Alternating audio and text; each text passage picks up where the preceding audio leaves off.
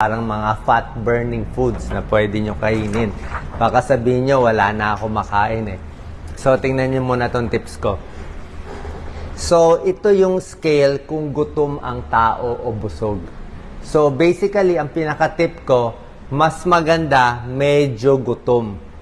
Okay? Pag nandito, 1, 2, 3, 4, ibig sabihin, busog na busog ka. Pag 5, sobra kang busog. Pag negative 5, sobra kang gutom. Pag negative 1, parang gutom. Ito, medyo gutom.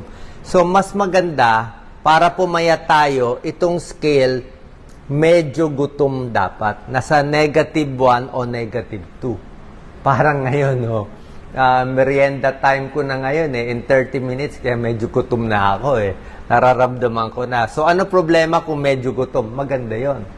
Dahil medyo gutom na ako, ibig sabihin, wala na akong carbohydrate.